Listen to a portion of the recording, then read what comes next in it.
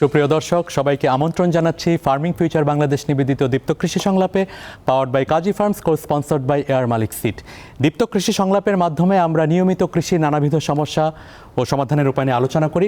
আজকের এই বিশেষ আয়োজনে আমরা আলোচনা করব এগ্রিকালচারাল ট্রান্সফরমেশন এবং সেখানে কর্নেল এবং মিশিগান স্টেট ইউনিভার্সিটি সহ বিভিন্ন আন্তর্জাতিক প্রতিষ্ঠানগুলো কাজ করছে বাংলাদেশে। আমরা সেই প্রতিষ্ঠানের সাথে সম্পৃক্ত হয়ে কাজ করা প্রতিষ্ঠান হিসাবে অ্যালায়েন্স ফর সায়েন্স এবং গ্লোবাল সাউথ কী করে আসলে এই রিজিয়নগুলোতে কাজ করছে সে সম্পর্কে আলোচনা শুনবো। কৃষিতে যে ট্রান্সফরমেশন হচ্ছে সেখানে প্রযুক্তি কতটুকু গুরুত্বপূর্ণ ভূমিকা পালন করে, পলিসি অ্যাডভোকেসির কথা আমরা বলছি, আমরা টেক ট্রান্সফরমেশনের কথা বলছি। এই বিশেষ আয়োজনে আসলে আজকে আলোচনার জন্য আমাদের সাথে স্টুডিওতে যুক্ত হয়েছেন doctor Sheila Ochugboju, executive director Cornell alliance for science, এবং আমাদের সাথে রয়েছেন আখে মামো, director of communication alliance for science. অনুষ্ঠান সঞ্চালনায় আমি আরিফ আছি আপনাদের সাথে। দর্শক, আমরা জানি পৃথিবীতে যে ক্ষুধামুক্ত বিশ্ব গড়ার অঙ্গীকার নিয়ে আমরা রাষ্ট্র এবং বিভিন্ন রাষ্ট্রে কাজ করছি, সেখানে সরকার, বিজ্ঞানী, কৃষি প্রযুক্তিবিদরা এবং বেসরকারি প্রতিষ্ঠান সমন্বিতভাবেই কাজ করছেন। স্মল হোল্ডার ফার্মারদেরকে হেল্প করছেন, নতুন নতুন প্রযুক্তি নিয়ে এসছেন। আমরা এশিয়া এবং আফ্রিকাতে গত কয়েক দশকে কৃষির ব্যাপক পরিবর্তন লক্ষ্য করেছি এবং সেই পরিবর্তনগুলো কেন হচ্ছে, কী জন্য প্রয়োজন, সেই প্রসঙ্গে আলোচনা শুনবো। আলোচনার শুরুতে আমি ডক্টর শিলার কাছে জানতে চাইবো যে আসলে ট্রান্সফরমেশনগুলো কী করে হচ্ছে। Doctor Shila, first of all, I would like to welcome you and Miss Ake in our weekly talk show. It's a privilege and opportunity for me to host you, and Farming Future Bangladesh has been partnering with Alliance for Science, and we have recently initiated Global South of Asia initiative. So it's a privilege and opportunity for me to hear from you. I'd start with the discussion that what Alliance for Science and Global South Hub is doing globally. Over to you, Sheila. Thank you so much, Arif, for this moment to be here in Bangladesh, to be hosted, and to be a part of your conversations with your community. We have been looking at your work from afar and have been admiring the platforms you've created for incredible conversations. So thank you for having us here today. So, as you know deeply, Alliance for Science, from its very inception, 9 years ago now, will be 10 years old next year. Alliance for Science, our role is to raise pro-science voices, to give people the tools to make better decisions, and to give communities like farmers and marginalized communities information about frontier technology so that they can make choices about how to raise productivity, about how to challenge climate change, about even decisions about their health, so that they have enough scientific knowledge to make these decisions, and to do it in a way that doesn't make it feel hard, so that you don't have to go to school to have to know. You should be able to know how to make the decisions based on the work that we do. So that's what Alliance Science does. We're global, as you know. We're based in Cornell, in the Boyce Thompson Institute. We also have a base in Nairobi that serves Africa. We work across Latin America and Asia as well, and Europe as well. So we're very happy to be here today. And you also work with Farming Future Bangladesh. Oh, of course. I mean, I don't need to say that. You are the pioneer of Farming Future Bangladesh. So you took the seed that was planted in you in saying we need more pro-science voices, we need them in the communities that are most vulnerable, and you came back to Bangladesh and started Farming Futures Bangladesh, and now it is the incredible organization that it is, and it's now getting ready to serve the entire Asia region. So it's absolutely wonderful. We'll get back to you. Ake, over to you. I mean, you have been working in the development sector, and you also worked in the farm. As we know that 80% of the total food in value proposition is actually produced by smallholder farmer. Being a smallholder farmer and advocate for them, where do you see that this new generation farmer fit into the transformation, and how you think that organizations like Alliance and Science Enabling, like agenda that we all are working for can benefit them? Thank you, Arif. I would like to echo what Sheila has already said about you and the work that you do as FFB. It's really been inspirational to us in the Global South Hub in Nairobi. But I don't want to answer that question without, I was here 10 years ago in Dhaka to visit my brother, Christmas 2011, in fact more than 10 years ago. And when I first got off the airplane, I was a little bit shocked by how dark it seemed to me, not just light-wise, but also it seemed smoggy, and I thought, oh my gosh, there's a lot of poverty here. And I'm from Ethiopia. I know what poverty is. We are one of the poorest nations in the world. I think bottom 3. And so but you know, I had a great time with my family, went back, and now I'm back 10 years later, and I was amazed by how completely The practical transformation you have seen. Transformed completely. The people look so much better, it's clean, the air is clean, it's green. So I'm beginning to wonder, you know, was it the way I was looking at the time, or there was an actual transformation in these 10 years that you maybe wouldn't be able to see because you live here. But for me, it's been amazing, and I want to say it's beautiful. It's really lovely. So you have observed the transformation, practically have seen it. Absolutely. Is it only in Asia or in Africa or in the global south? What is your comment on that? Well, in Dhaka here, that's the transformation I've seen in Dhaka. In terms of the youth, you know, I worked as a farmer, managing a coffee farm, a forest coffee farm in southwestern Ethiopia for about a year. But I've been in the farming sector in the past 10 years as well, so on and off, sometimes running my own farm, sometimes running other people's farms. Because of the political situation in our country, it was not always easy to know how stable it is. But so in that decade, you see the desperation of our youth getting worse and worse every single year. And I'm talking about Ethiopia because that's where my experience of farmers are. Youth, both male and female, and they have different types of problems. In Ethiopia, for the male, it was more, at least from the group that I come from, it was more political. For the females, it was more societal because of how the patriarchy was set up in our country. And so what is their role? I mean, their role is clear.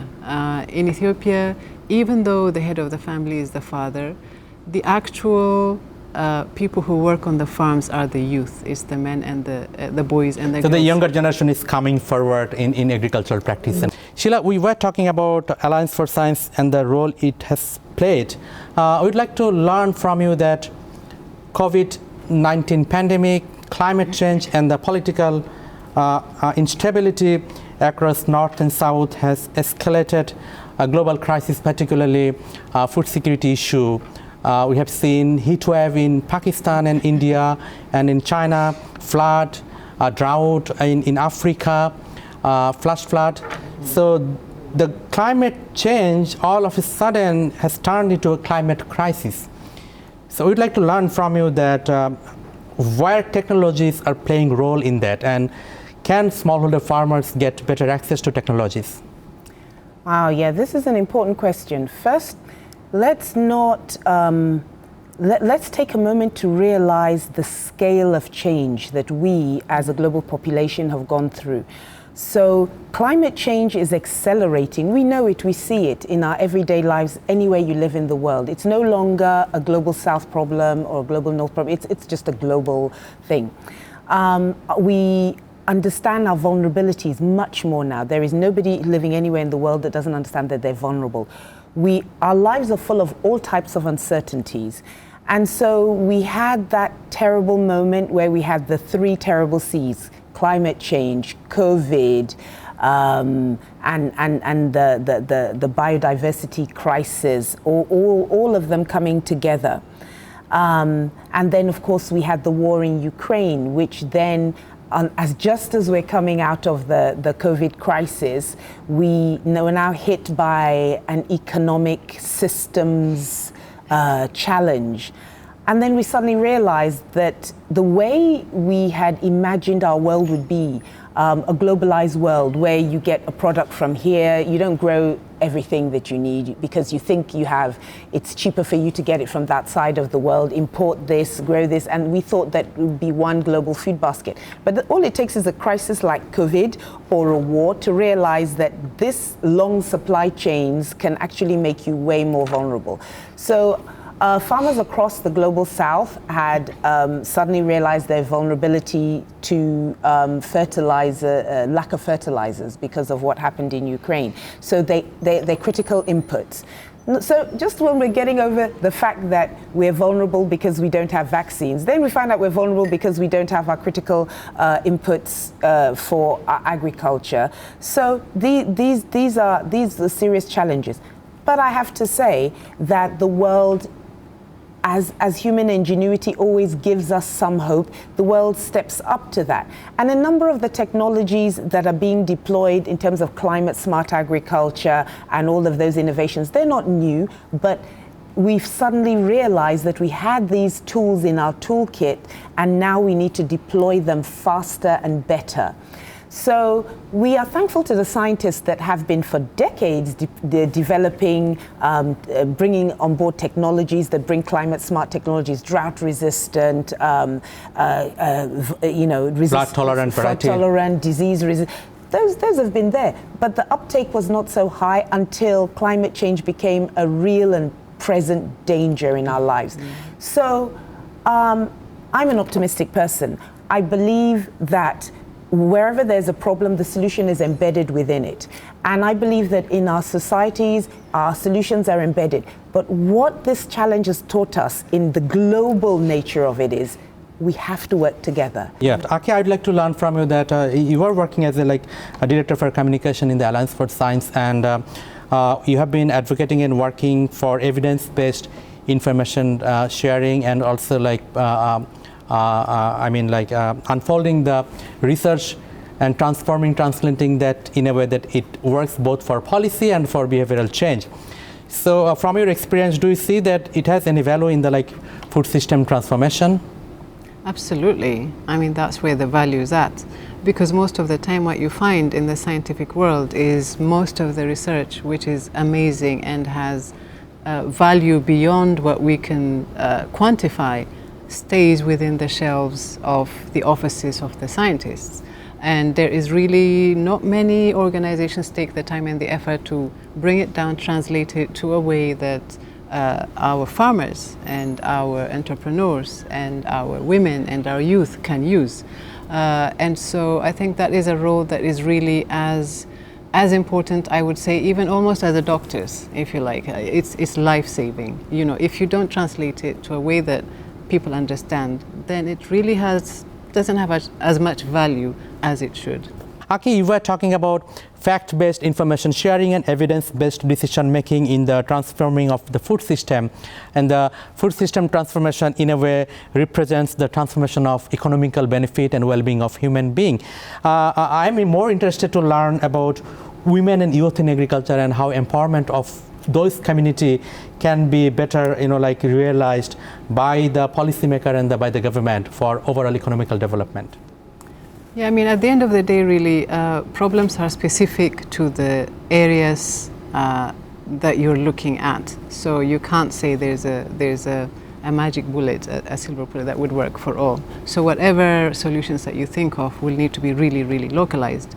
But in terms of how can you transform, I don't need to tell you that, empower women, you will empower a whole family. But I want to share a small anecdote of about 5 years ago. I was working with a tech company, a fintech company, and they had created this mobile lending app for low-income women, mostly. They called them for mama and bogas. These are women who sell vegetables from the farms and then sell it on the streets.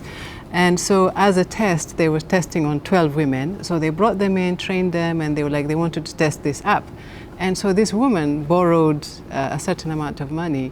And what she did, she went back to her house and then she lent this money to 10 other women. She wasn't supposed to do that. She was supposed to use it herself.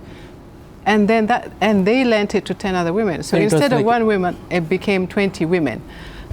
So this kind of gives you an idea of empower a woman, you would empower a community. The whole community, yes. right. So right, that's kind of how women work, and youth as well. Yeah. Dr. Sheila, the food system transformation, it's a complex issue. It involves politicians, it involves private sector, it involves smallholder, it involves consumer, it involves vegan and everyone who not. Yes. So I don't know, I mean, where to start the question and end it, but this transformation is happening, and why Alliance is playing the role in the transformation? Because food is one of our most sacred things. Every society identifies itself by the food it grows, the food it eats, the way it eats it. Every society, when you enter any home, they welcome you with a specific food. So food is a very sacred thing. And so governments take food sovereignty as an important thing, and the ability to be able to feed yourself, your family, and your nation is a thing that governments really, if they fail on that, they failed on almost everything else. And so the struggle to make your country self-sufficient as a leader is where they're all judged everywhere in the world. So you have that level of leaders trying to understand that. And then you have the fact that food trade is global, and that there's no country that is sufficient in everything it wants, and also that consumers have appetites that are now global. You know, I'm in the UK and I want to eat mangoes every day, and there's no mangoes in the UK, but I want to eat them every day. And the government, through its trade policies, makes sure that the average UK citizen can affordably eat a mango every day, even though the cost of eating this mango, when you think about, I can buy a mango for less than £1 in the UK, but really this mango has flown how many miles through how many continents? How much did the farmer get for that? So, and how much carbon footprint is how much carbon footprint is that? So, you know, some of it is about our appetites as consumers. Also, we have to understand the impact of our appetites and the demands that we make, and also for our governments and our markets to adjust themselves to more equitable food systems that are fair, not just to the producer, but also fair to the planet, so that we're not, because of our insatiable appetites, we're not casting an unfair burden on the planetary system. I'd like to request you for a last take-home message for the next generation farmer and next generation scientist. You are an advocate for science globally. We'd like to hear from you for our local audience and our young generation farmer and scientist. Any last take-home message from you? My last take-home message is that the future is here. We need to be ready for the future that is at our doorstep. And in this future, there is a revolution which has started that includes biological systems, engineering systems. This is the fourth industrial revolutions. So all technologies are much more complex, and we have to understand them so that these technologies can serve us and not become our gods. And so we in the Global South, it's important for us to scale up rapidly our understanding so that our young people can enter this future and be able to be instruments of transformation, not just for our countries, but for the world. Thank you, Dr. Sheila, and thank Ms. Ake for being here with us. We are taking this privilege and opportunity having you here and listening from you. দর্শক, আজকে আমরা আলোচনা করছিলাম transforming food system and food security alliance for science in global south of যে কাজগুলো করছে globally সেই সম্পর্কে। Farming future Bangladesh alliance for সায়েন্সের সাথে কাজ করছে দীর্ঘদিন ধরে একসাথে সহযোগী প্রতিষ্ঠান হিসাবে। আমরা এই দীপ্ত কৃষি সংলাপ এবং অন্যান্য যে কার্যক্রমগুলো পরিচালনা করছে বাংলাদেশে, সেই কার্যক্রমগুলো আমাদের দীর্ঘমেয়াদী পরিকল্পনার এই অংশ। আমরা জানি বাংলাদেশ সহ পৃথিবীর উন্নত এবং অনুন্নত দেশে যে ট্রান্সফরমেশনগুলো হচ্ছে, জলবায়ু পরিবর্তন, রাজনৈতিক অস্থিরতার মধ্যেও খাদ্যের উৎপাদন এবং উৎপাদনশীলতা বজায় রাখতে হচ্ছে। আমরা ক্রেডিট দিতে চাই সকল কৃষক, কৃষিবিদ এবং বিজ্ঞানীদেরকে যারা প্রতিনিয়ত কাজ করে যাচ্ছেন উন্নত প্রযুক্তির জন্য, ক্ষুধামুক্ত পৃথিবী গড়ার যে অঙ্গীকার আমরা নিয়েছি, পুষ্টিকর যেই জাতি গঠনের আমরা অঙ্গীকার নিয়েছি সেই কাজ করার জন্য। সবাই ভালো থাকবেন, নিরাপদ থাকবেন, সেই আশাবাদ ব্যক্ত করে বিদায় নিচ্ছি ফার্মিং ফিউচার বাংলাদেশ নিবেদিত আজকের এই আয়োজন, দীপ্ত কৃষি সংলাপের এই আয়োজন থেকে, powered by Kazi farms, co sponsored by এয়ার মালিক সিট। সবাই ভালো থাকবেন, নিরাপদে থাকবেন।